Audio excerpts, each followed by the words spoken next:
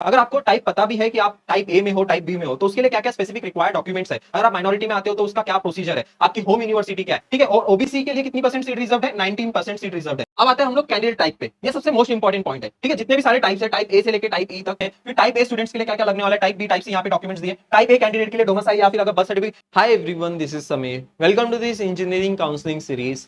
आज इस important video में हम आप सभी स्टूडेंट्स को एडमिशन गाइडलाइंस के बारे में बताने वाला हूं, जो कि सीडी सेल की तरफ से प्रोवाइड किया गया है। अगर आप इस साल कैप राउंड में पार्टिसिपेट करके इंजीनियरिंग कॉलेजेस में एडमिशन लेना चाहते हो, तो क्या रूल्स एंड रेगुलेशंस है सीडी सेल की तरफ से एडमिशन लेने के लिए, ये जानना बहुत ज्यादा जरूरी है।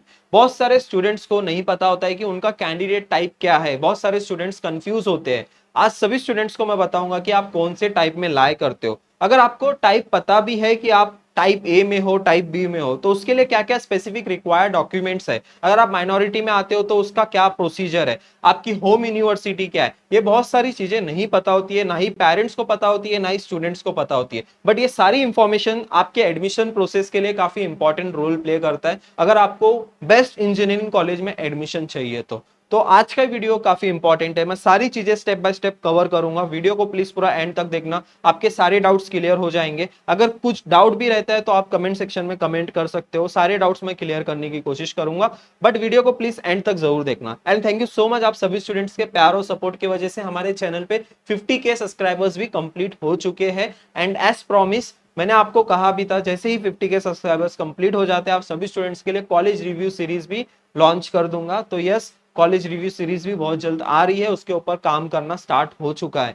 बहुत सारी चीजें आने वाली है आप सभी स्टूडेंट्स के लिए, और ऐसी ही यूजफुल वीडियोस मैं लेके आता रहूंगा जब तक आपका एडमिशन नहीं हो जाता है, जब तक स्पॉट राउंड नहीं कंडक्ट हो जाता है। ऐसे ही यूजफुल वीडियोस आपको जो है इसी चैनल के थ्रू देखने को मिलेंगे। वीडियो को हम लोग स्टार्ट करते हैं। जो भी स्टूडेंट पहली बार इस चैनल पे आया होगा, चैनल को सब्सक्राइब करके रख देना एंड व्हाट्सएप ग्रुप ज्वाइन करके रख देना। व्हाट्सएप ग्रुप में सारी अपडेट्स आपको मिलती रहेगी। तो वीडियो को स्टार्ट करने से पहले और एक इंपॉर्टेंट अपडेट है। बहुत सारे स्टूडेंट्स की इंक्वायरीज आ रही थी कि भैया हम लोग एनसेट एग्जाम के लिए अप्लाई कर सकते हैं या नहीं कर सकते। यस, आप एनसेट एग्जाम के लिए जो है अप्लाई कर सकते हो। इसकी एप्लीकेशन डेट जो है वो 15 जून है, ठीक है। बहुत सारे स्टूडेंट्स को क्वेरी थी कि भैया हम लोग अभी एनसेट एग्जाम के लिए अप्लाई कर पाएंगे नहीं कर पाएंगे। और जो स्टूडेंट को एनसेट एग्जाम के बारे में नहीं पता है, मैं आप सभी स्टूडेंट्स को मैं बता दूं, एनसेट एग्जाम जो है एक एंट्रेंस एग्जाम है, जो Newton school of technology conduct कराता है। अब अगर आपको BTech in computer science and artificial intelligence, ये स्पेशलाइजेशन डिग्री में अगर आपको एडमिशन लेना है, तो आपको जो है एनसेट एग्जाम के लिए अप्लाई करना पड़ेगा,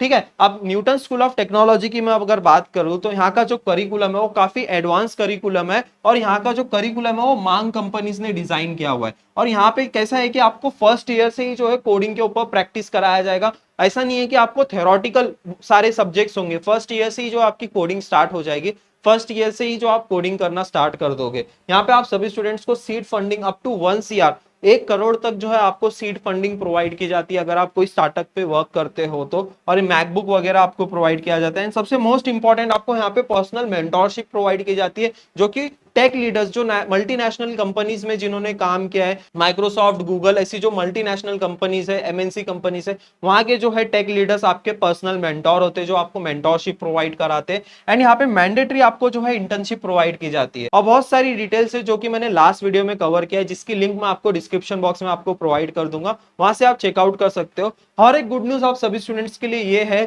कि अब जो है आप पुणे के कैंपस के लिए भी अप्लाई कर सकते हो। Yes, Newton school of technology जो है वो पुणे में भी आ गया है। अब यहाँ पे आप पुणे के कैंपस के लिए भी आप अप्लाई कर सकते हो। अभी यहाँ पे क्या होगा कि पहले, सबसे पहले आपका एग्जाम होगा। अब वो एग्जाम पास करते हो तो इंटरव्यू होगा। इंटरव्यू होने के बाद आप जो है कोई भी आपके कैंपस, सोनीपत या फिर पुणे, दोनों में से कोई भी कैंपस में आप अप्लाई कर सकते हो, वहां पे एडमिशन ले सकते हो, ठीक है। अगर मैं स्टूडेंट अचीवमेंट्स की मैं बात करूं, तो यहाँ के जो फर्स्ट ईयर के स्टूडेंट है, जिन्होंने आईसीपीसी कोडिंग कंपटीशन में पार्टिसिपेट करके 114 रैंक सिक्योर किया है, जो कि थर्ड और फोर्थ ईयर के स्टूडेंट्स भी नहीं कर पाते, इतना डिफिकल्ट होता है ये कोडिंग कंपटीशन। विकीमीडिया हैकेथॉन में यूरोप में जाके जो है इंडिया को रिप्रेजेंट किए यहाँ के स्टूडेंट्स। यहाँ के स्टूडेंट ने जो है जीसॉक भी क्रैक किया है, गूगल समर ऑफ कोड, जहाँ पे 1.25 लाख का स्टाइपेंड प्रोवाइड किया जाता है। तो ये सारे बहुत सारे स्टूडेंट अचीवमेंट्स हैं, यहाँ पे आप देख सकते हो। आप नीचे डिस्क्रिप्शन बॉक्स में या फिर इनके वेबसाइट पे भी आप जाके सारी डिटेल जो है चेकआउट कर सकते हो। एनसेट एग्जाम देने के लिए बस आपको एक लैपटॉप या फिर डेस्कटॉप की जरूरत है, घर बैठे आप जो है ये एग्जाम के लिए अप्लाई कर सकते हो। ठीक है, अभी आते हैं हम लोग मेन टॉपिक पे। आप सभी स्टूडेंट्स को मैं टाइप्स के बारे में बता दूं कि आप कौन से टाइप में लाए करते हो, कौन कौन से टाइप्स होते हैं, ये सारी चीजें अभी हम लोग कवर करते हैं। तो जो सबसे मोस्ट इंपॉर्टेंट पॉइंट है एडमिशन लेने के लिए, अगर आप एज अ महाराष्ट्र कैंडिडेट हो तो इसमें से कोई ना कोई टाइप में आपको आना ही पड़ेगा। अगर आप इन टाइप में नहीं आते हो तो आप डायरेक्ट जो है ओएमएस कैंडिडेट कंसीडर किए जाओगे, other than Maharashtra state candidate consider किए जाओगे। अभी आपको मैं रूल बुक बता देता हूं। यहाँ पे देखो, आपको जो है सीईटी सेल ऐसा एक इंफॉर्मेशन ब्राउचर प्रोवाइड कराता है। अब जब सीईटी सेल आपकी जब एडमिशन का पोर्टल जो है, वेबसाइट जो है जब लाइव होगी, तब आपको जो है ऐसा इंफॉर्मेशन ब्राउचर मिल जाएगा। ये लास्ट ईयर का मैं आपको बता रहा हूँ। रूल्स एंड रेगुलेशंस तो सेम ही रहने वाले, सारे डॉक्यूमेंट्स भी सेम ही रहने वाले, सब कुछ सेम ही रहने वाला है। अब जब न्यू डॉक्यूमेंट, जब न्यू इंफॉर्मेशन ब्राउचर आएगा, मैं आपको वो प्रोवाइड कर दूंगा। बट आप सभी स्टूडेंट्स को मैं रिक्वेस्ट करूंगा, ये कुछ 64 पेजेस का, 65 पेजेस का जो है ये पीडीएफ है। आप सभी स्टूडेंट इसको रीड कर लो, तो फिर आपको जो है कोई भी डाउट नहीं रहेगा, इसकी मेरी गारंटी है। अब मैं आप यहाँ पे सारी डिटेल्स आपको मैं बता देता हूँ। जो जो इंपॉर्टेंट पॉइंट्स है ना, उसको हम लोग कवर करते हैं। सबसे पहले तो जो आपके टाइप्स है, वो टाइप्स को मैं कवर कर देता हूँ। ठीक है, बहुत सारे स्टूडेंट्स को टाइप्स में बहुत डिफिकल्टीज आती है। यहाँ पे सबसे पहले देखो होम यूनिवर्सिटी, ये भी देख लेते। अब बहुत सारे स्टूडेंट्स को नहीं पता है कि आपकी यूनिवर्सिटी कौन सी है। जैसे अभी मुंबई यूनिवर्सिटी की मैं बात करूं, यहाँ पे आप देख सकते हो मुंबई यूनिवर्सिटी। मुंबई यूनिवर्सिटी में कौन कौन सी सिटीज आती है? मुंबई सिटी हो गया, मुंबई सब अर्बन हो गया, रत्नागिरी, ठाणे, रायगढ़, पालघर, सिंधुदुर्ग। ठीक है, इतनी सारी सिटीज जो है मुंबई यूनिवर्सिटी के अंडर आती है। उसी तरह अगर पुणे यूनिवर्सिटी की मैं बात करूं, सावित्रीबाई फुले पुणे यूनिवर्सिटी, अहमदनगर, नासिक, पुणे, ये 3 डिस्ट्रिक्ट आते हैं पुणे यूनिवर्सिटी में। शिवाजी यूनिवर्सिटी में कौन कौन सी सिटीज आती है? कोल्हापुर, सांगली, सातारा। तो ये जो है ना यूनिवर्सिटीज है, और इतनी सारी यूनिवर्सिटीज है महाराष्ट्र में। ठीक है, ये देख सकते हो टोटल यहाँ पे नियर अबाउट 10 यूनिवर्सिटीज है महाराष्ट्र में, ये यूनिवर्सिटीज है। अब इसके बाद जो है आपको कैंडिडेट टाइप के बारे में मैं बता दूं। अब सबसे पहला जो है टाइप ए। अब टाइप ए में क्या होता है? अब type A, type B, type C, आप सभी स्टूडेंट्स को मैं बता देता हूँ कौन से टाइप में आते हो, आप कौन से टाइप में कंसीडर किए जाओगे। ठीक है, ये सारे जो डॉक्यूमेंट्स के जो ये पीडीएफ है ना, मैं आपको डिस्क्रिप्शन में आपको मैं लिंक प्रोवाइड कर देता हूँ, वहां से आप डाउनलोड कर सकते हो इसको। और एक इंपॉर्टेंट चीज जो है यहाँ पे, कैटेगरी फॉर रिजर्वेशन, ये भी पता होना बहुत ज्यादा जरूरी है। देखो यहाँ पे क्या होता है, अब अगर कोई एससी कैटेगरी का है तो उसको कितना परसेंट रिजर्वेशन है कोई भी कॉलेज में? 13% सीट जो है उसकी रिजर्व्ड होती है। अगर एसटी कैटेगरी वाला कोई स्टूडेंट है तो उसकी कितनी परसेंट सीट रिजर्व्ड है? 7%। अगर वीजे एनटी ए कैटेगरी के लिए 3%, एनटी बी कैटेगरी के लिए 2.5%, अगर एनटी सी है तो 3.5%, और एनटी डी है तो 2%। ठीक है, और ओबीसी के लिए कितनी परसेंट सीट रिजर्व्ड है? 19% सीट रिजर्व्ड है। टोटल जो है 50% रिजर्वेशन होता है हर एक कॉलेजेस में। आपको पता है 80% जो है वो कैप राउंड के थ्रू सीट फिल की जाती है, और 20% जो है इंस्टीट्यूशनल राउंड के थ्रू फिल की जाती है। अब वो 80% में जो है, यहाँ पे आप सभी स्टूडेंट्स को रिजर्वेशन देखने को मिलेगा, एससी एसटी कैटेगरी वाले जो स्टूडेंट है। और ऑल्सो जो है 10% जो है ईडब्ल्यूएस स्टूडेंट्स के लिए रिजर्व्ड होता है। 10% सीट जो है वो ईडब्ल्यूएस की रिजर्व्ड होती है, और 5% सीट जो है वो टीएफडब्ल्यूएस के लिए रिजर्व्ड होती है।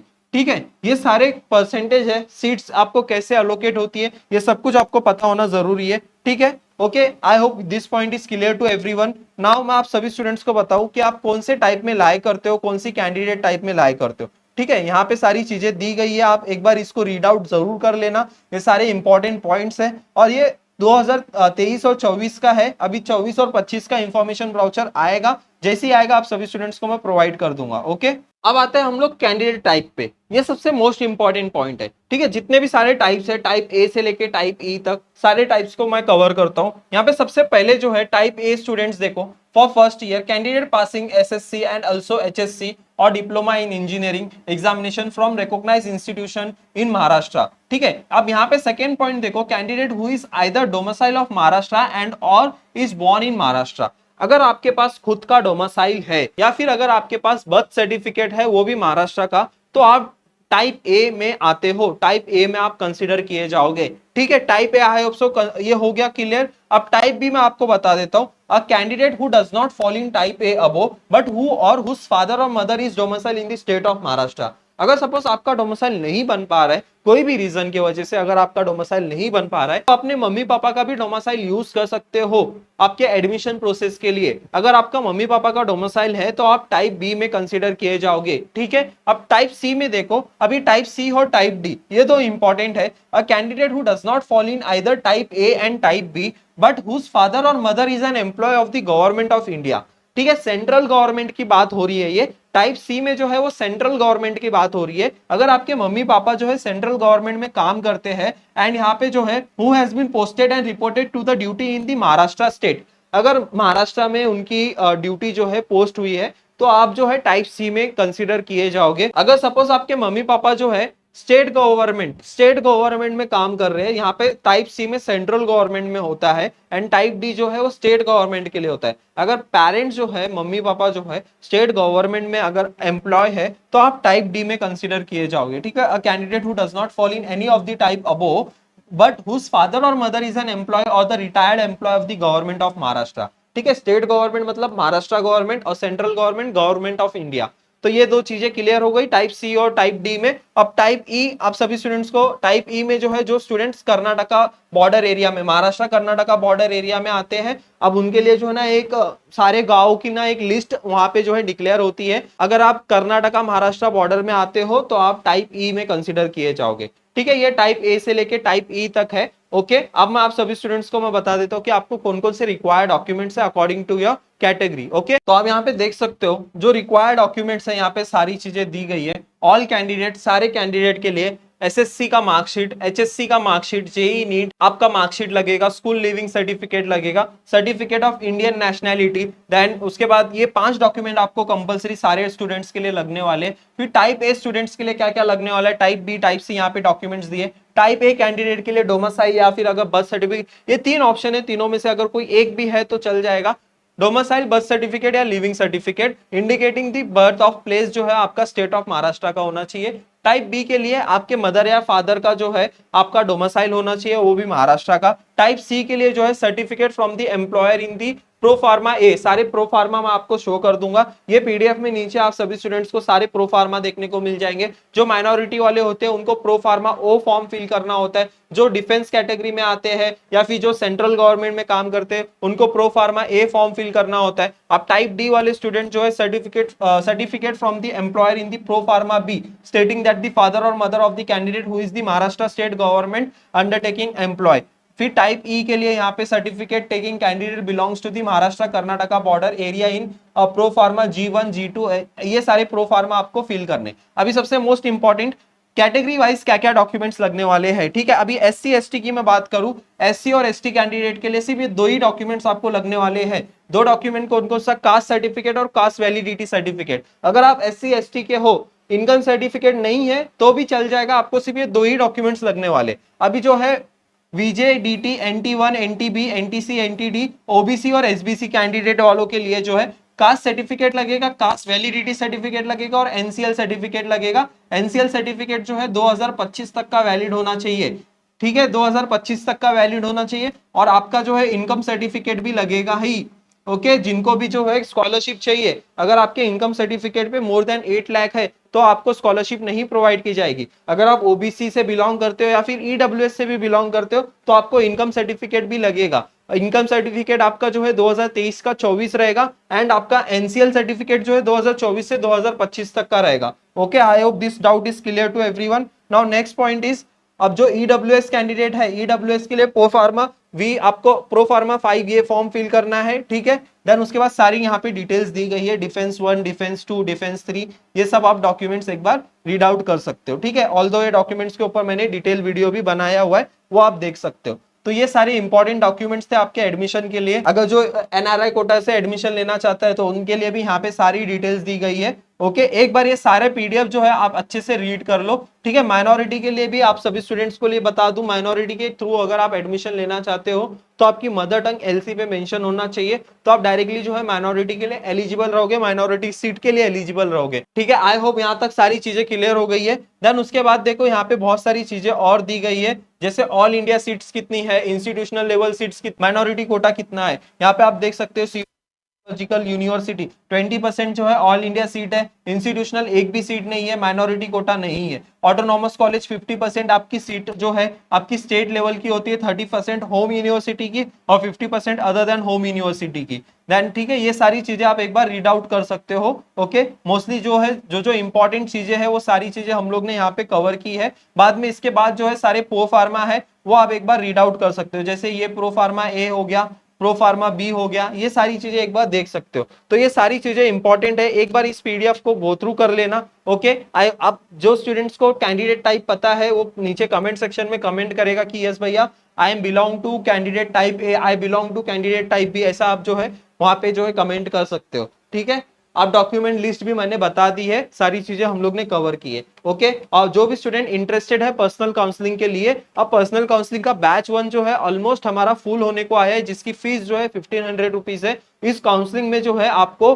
फॉर्म फिलिंग से लेके पूरा स्पॉट राउंड प्रोसेस तक सारी चीजें कवर की जाएगी। जैसे ही आपका रिजल्ट डिक्लेयर हो जाता है, जैसे ही आपके रैंक आ जाते हैं, आपको एक पर्सनलाइज कॉलेज की लिस्ट प्रोवाइड की जाएगी। जो भी आपके परसेंटाइल आएंगे उसके ऊपर बेस्ट जो कॉलेज मिल सकता है उसके अकॉर्डिंग जो है लिस्ट प्रोवाइड की जाएगी। आपको जो रीजन में चाहिए उसके अकॉर्डिंग जो है लिस्ट प्रोवाइड की जाएगी। अगर मुंबई चाहिए मुंबई, पुणे चाहिए पुणे, बहुत सारे फीचर्स है जो कि आप यहाँ पे देख सकते हो। जो भी स्टूडेंट इंटरेस्टेड है वो ज्वाइन कर सकता है, आपको सारी इंफॉर्मेशन प्रोवाइड की जाएगी। अगर किसी को कुछ कॉन्टैक्ट करना है, कुछ क्वेरी है, तो आप ये 2 नंबर पे कॉन्टैक्ट कर सकते हो। हमारा बैच 1 जो है ऑलमोस्ट फुल है, 2 से 3 दिन में ये बैच क्लोज होने वाला है। काउंसलिंग का राइजिंग एजुकेशन का ऐप डाउनलोड कर सकते हो एनरोल करने के लिए। आई होप सारे डाउट्स आपके क्लियर हो गए होंगे। ओके, किसी को अगर कुछ डाउट है तो कमेंट सेक्शन में आप पूछ सकते हो। थैंक यू सो मच, मिलते हैं फिर नेक्स्ट वीडियो में।